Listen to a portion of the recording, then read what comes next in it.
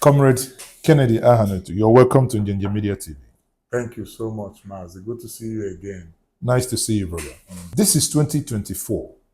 Now, last year, election was fought, election was lost, some gains were made. And this year, obviously, many believe that there ought to be some consolidations ongoing. From your perspective, understanding the inner workings of Labour Party here in Nigeria, what are those things happening within the party, especially as it concerns the youth, bearing in mind that you are the one in charge of the youth as the youth leader? Thank you so much, Mazi. First of all, let me say Happy New Year to Nigerian youths, both home and in the diaspora. And my belief is that this year is going to be a good year for us in terms of consolidation, in terms of building confidence, in terms of expanding the relationship that we built prior to the 2023 general election, in terms of solidifying some of the structures that we have already established, in terms of encouraging ourselves because of what has just happened, that we couldn't achieve our sole aim of taking back our country in the last election. Going forward in the party as a party, in 2024, as you can see, just like a week ago, we had INEC coming to the party to verify the party, and that have authenticated the Labour Party leadership. So you could see that going into 2024, there is nothing like distraction in terms of leadership. The world now knows where the leadership mantle of Labour Party lies, that Barrister Julius Abure is the national chairman of the party, and Alhaji Farouk Omar is the national secretary of the party, and every other officers under them are seen as the officials of the party.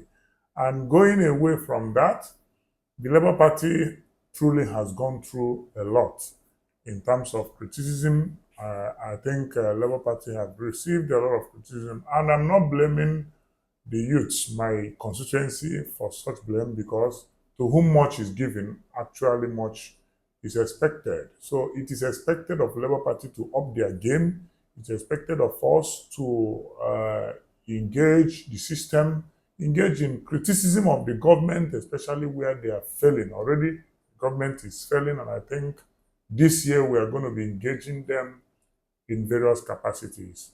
Labour Party also have decided, we have agreed in NWC meeting to engage in a holistic review of the 2023 general election and take it up as a project to review the Electoral Act and go into what we call electoral reform. To that effect, a committee will soon be announced. It has been agreed in the NWC that such committee should take effect. So this year, 2024, the Labour Party is going to be engaging the electoral system in Nigeria for a holistic review. We're not just doing it as a political kind of jamboree. We are going to be engaging critical stakeholders in Nigeria, men that have really achieved some level of credibility in terms of policy and interpretation of law, for them to come and remove some of these grammars that they use to confuse us in the Electoral Act. So we are going to be pursuing it even to the National Assembly. We're going to move it as pursue it as a bill, as a corporate bill, as a public bill, to make sure we achieve a review of the Electoral Act before 2027 general election. And I think this committee will come as soon as possible because we've agreed at the end of this level. And as the youth leader of Labour Party, I took over this mantle almost at the middle of the race, 2023. And I thank God that by the support of all the obedient, especially those of them that reached out, all the young men and women that doggedly worked and supported all our initiatives, few of them, and followed up the campaign and did all the canvassing and made sure that the movement got to a point it got to. I thank them, and I want to also use this opportunity to invite them also to come and join me right now as we are starting the year. We've already set out to engage so many youth organizations like the National Youth Council, like the NANS, and then the SUGs, the Student Union Government of various universities, because the intention is to take the obedient message to all the higher institutions in Nigeria. It may be a very big vision, but I want to see us establishing political party caucuses in all the universities in Nigeria, where we will establish obedient clubs in various universities. We may take it to secondary school to preach about good governance, citizenship education, and patriotism, and the need for the younger generation to be involved. These are the message that we're going to be preaching. And secondly, we are going to be having a National Youth Convention. This youth convention is an avenue for us to bring all the practitioners of the obedient movement, those that even behind the scene, we are really pushing for Nigeria take back. We are going to be bringing them to not only share ideas, but to ask ourselves a question of which way forward. And we are going to be coming out with what I call a reviewed youth charter of demand from Nigerian leaders. This youth charter of demand, we are going to push it to every leader that has been president, current, past, or what have you. And we're going to push it beyond political party. This youth agenda is something that we're going to take serious, because political party or no political party, the problem of Nigeria is the same, and we need a solution. And that solution is since this generation have accepted the obedient movement and have accepted Labour Party, the Labour Party is going to be championing this agenda setting for youth takeover. So I welcome ideas on this aspect. I think we are looking up to having this conversation before the middle of the year. It's requiring a whole lot of funding, a whole lot of resources, because we intend hosting all the youth organizations that we have in Nigeria and some of the foreign partners that may express interest to participate. So it's going to be a very massive program, and I look forward to a strong participation by our young people in the diaspora. Of course, their dexterity, their commitment, I want to see it practicalized. And also, we want to be encouraging the younger generation to take part in party leadership, in party politics. Because I think before 2027, if the youth can be involved, can be practically involved, and take up leadership positions from the polling unit to the ward, to the state, local government, to the state, and even to the national. It doesn't take ages. It takes commitment. If we can do that, I think we'll go a long way. And thirdly, we are looking at various trainings and seminars. For example, this morning I just received a delegation from China. I engaged in a training, 3 weeks training in China on policy, competition policy, and due to my participation and commitment in that program, I was able to sign an MOU with the university in China that we're going to be having some exchange programs. Partly, some of them will be fully funded scholarship, and some of them will be opening up partial fund scholarship for Nigerian youths. And I look forward to taking up that conversation to fruition. This morning, I'm glad I received officials from Chinese embassy who came to share thoughts and exchange notes with me with respect to that and some other areas of partnership possible. And I'm happy that Chinese government are also interested in championing youth empowerment. They intimated me that they are going to be having a youth summit for all the youth leaders in Africa. And they want to deepen the conversation of democracy into the minds and hearts of the younger generation.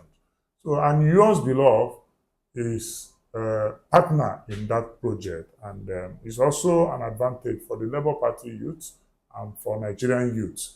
So these are few among all. There are many trainings, many seminars, regional summits, but all these things I'm saying is also limited by the availability of funding that we may receive. So therefore, I am also asking for good-spirited individuals who want to see Nigeria back to the original owners, which are the youth, to come and invest in these visions, come and invest in this project, to come and support us, to come and work with us, to come and help us, so that we'll start early before 2027. Because I felt there are a lot of things we couldn't do that affected us in this past election. We need to know ourselves better. We need to build a party. We need to build a structure. We need to form a team. We don't need to be spreading our energies. And that was why some areas that we missed it. A lot of people were doing the same thing differently. So we need to bring that energy together and take the conversation forward. Okay, thank you very much for outlining these ideas and plans you have, and in the wider range, the party itself. Now, while you were talking, there are two key areas that I took note of. You're talking about electoral amendments, what the party is planning to do. Secondly, you talked about the party itself. But let me come to the first one before I come to the second one. The first one, when you talk about electoral amendment, are there specifics, areas that the party are looking at, getting buying of others to amend? For example, many argue that there ought not to be a swearing-in ceremony until the Supreme Court case is finished. Are these areas that the party is looking to? Thank you. It seems you've peeped into the notes. The truth remains that swearing in any officer before a court judgment makes it puts the other party in disadvantaged position. So we're going to be looking at holistically the number of days that it takes for litigation to take before swearing in. So we're going to be proposing that litigation must end before swearing in. We're going to be proposing that clarity be placed around the usage of beavers. We're going to be pushing. It's not at will for INEC to set a rule and at will come at the middle of the game and change the rule. So these are areas that we're going to be seeking interpretation and pushing for amendment on the floor of the National Assembly. I hope that this government will be fair enough to approve and to accept those amendments, because they have taken advantage of it, they have benefited from it, they may not want to accept But it. have you, have the party really identified members of the National Assembly who are willing to champion this? Because obviously the party is a party, but has members in the assembly. Yes. I think these are procedural things. The first thing is for us to review the election of 2023, look at those areas that have skirmishes, those areas that we need to improve upon, those areas that we need to remove completely from that electoral act, those areas that we need to, certain things that we need to bring in that will solidify the Electoral Act, that will make it a solid material. So after that, of course, there are some members of the National Assembly that are already members of this committee.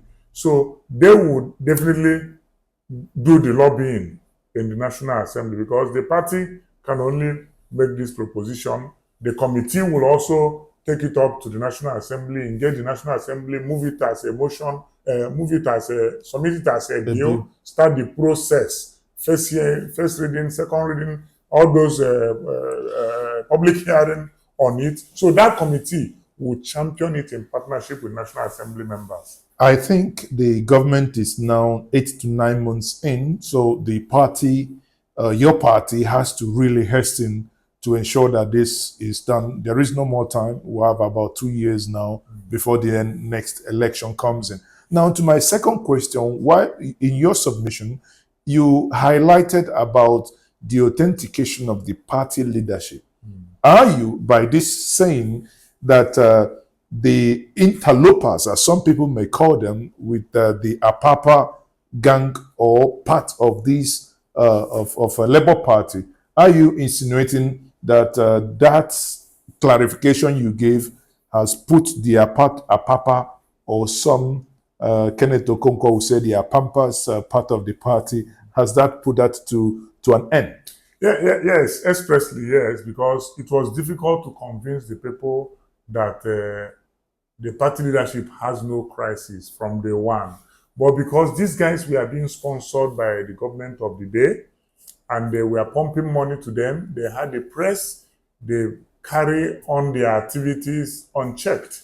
Ordinarily, they should be arrested for being an interloper, for trying to act in a position constitutionally they are not supposed to act upon. So by this verification, I think the whole world, by this authentication that INEC came and did at the party national secretariat, that authentication means that this is party national secretariat. All of us, the national chairman brought his ID card, his attendance was taken, his profile, everything about him was taken by INEC.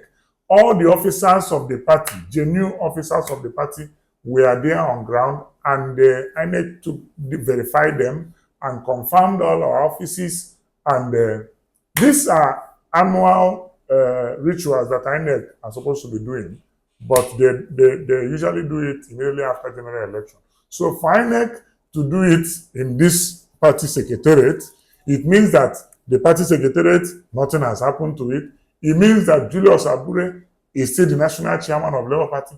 It means that yours beloved is your national youth leader. That national secretary of the party is not in question. That Bazuago Clement Ojukwu is still the organizing secretary. The same thing happens to all the officers of the party with Julius Abure. So in essence, what I'm trying to say is that there has never been anything like Apapa as the national chairman of the party. There will never be anything like Apapa being the national chairman of the party. The party is one. The party has no faction. The party is set to give Nigeria good opposition, because Labour Party is the only credible opposition we have in Nigeria as of today. Government of the APC is now about 8 months in office, and Nigerians are growing 1,400 to $1. Pounds is about 1,740 naira. Fuel is still being sold for about 650 to 700 depending on location. Criminality has taken over Abuja, kidnapping everywhere, and criminality has become the order of the day. What do you think is happening in Nigeria? Are those who have won the election not able and capable to govern? Is your party position, or has it changed? And what is your party's position and perception about this government? Well, my heart, first and foremost, goes to all the people that Nigeria has happened to. All the people that have experienced the negative of bad governance that this government have come with. The truth was that from day one, we never expected this government to do anything different, because in some of their campaigns, they said they will continue from where Muhammad Buhari, the former president, stopped. And we knew what Muhammad Buhari did. So for them to continue, number one, from where Muhammad Buhari stopped, it means that ab initio, we are not even expecting anything good from this government.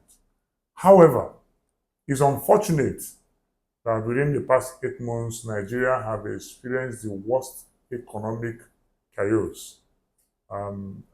It's unfortunate that within the past 8 months, a chief of staff in a government was approving 3 billion for consultancy from COVID-19 fund. These are funds given to Nigeria by international donors, instead of them to use it to enhance the lives of ordinary Nigerians. They kept it and they are siphoning it by telling us they are consulting people that will do a register for the poor masses. This is so pathetic. This is the same government that promised to manage insecurity. Now, the seat of power, the Federal Capital Territory, is no longer safe. Recently, people were kidnapped in their homes, in their estates, even in the military estate in some part of Abuja. People were kidnapped. You can no longer move around Abuja with peace of mind, because you don't know the next person in the next car, who he is. And I don't see any end to this, because there is no strong position of the people in government to say this must stop. So I think it's only God. You know, in Nigeria and Africa, we're always saying God, God, God, God. But I feel that the problem of the nation is what leaders willfully can help in curbing. For example, it is a simple economic policy that these guys were nonchalant with, that have made dollar to be about close to 1,400 per dollar. It is their nonchalancy in taking some economic steps. For example, a country that is not producing anything, you say refinery will work, it's not working, we've not seen it. You are borrowing to service debt. You are borrowing to buy cars for yourselves. You are borrowing to travel for international conferences and summits. You are borrowing not for capital projects, but for peripherals, for optics. You know, it's unfortunate. But personally, the Labour Party, as a national leader, I never expected this government to do anything good. The hunger in the land has increased. That is where Buhari stopped, because there were hunger during Buhari. So they said they will continue. So the hunger have increased. The dollar, the naira, dollar has been rising. Pounds has been rising. Insecurity has been rising. They have just continued where Buhari stopped. So congratulations to them for this level of mismanagement, for this level of, look at the FCT, for example. The man manning FCT, we don't even know his political ideology. We don't even know if he's still the governor of Rivers State or he's the minister of FCT. Nobody can tell. You see, he's neither here or there. So even FCT is unsafe because of his instability politically. As a political leader, he's not stable politically. We don't know the political party he belongs to. Even if he's still in PDP, but APC felt that he's the savior of Nigeria, that they can appoint him to bring solution to people of FCT. Where are we right now? We are not holding him accountable. If you ask him, he will say he's just few months into the position, that he needs to be left to settle down. How long will it take this government to settle down? So, for me, the government of APC has not done anything. They just said they will pay poor people 25,000 naira. The humanitarian ministry that is supposed to handle that have already siphoned billions even before they pay 25,000 naira to households. They've already siphoned billions to consult before. So you consult before you pay poor people. But you will not consult before you approve 160 something million for a SUV vehicle. It's quite unfortunate. No. Just be looking. Yeah, you obviously made it very clear that the APC-led government has failed Nigerians. Many wouldn't argue. Labour Party as the lead opposition now, that's what many people believe. Many people do not count PDP as a party anymore because, in the minds of many Nigerians, they believe that PDP has overstayed its usefulness. However, so forcefully you said that the party APC is not doing well and has not done Nigeria well. Why is the opposition also not highlighting this and blowing it up so that Nigerians would also see them as kind of a party to provide succor? But that appears not to be happening. Well, I think the Labour Party as a political party has been trying their best. You need to understand this, that Labour Party has not been in power. And opposition requires funding. Whether you like it or not, to be a strong opposition, you require some level of funding. Because you have to be in the media. We are talking about Nigerian media that will not air you for free. Mazi, only the data that Njenje Media is using is it 1 naira? Your coverage, to service your coverage and your management and to pay your staffs that does your editing and everything, is it 1 naira? So you spend money for media. So Labour Party is not in power. So we are trying our best with the little resources here and there that we have. But I can assure you that everything that has gone wrong in this government, Labour Party have always brought it to the fore.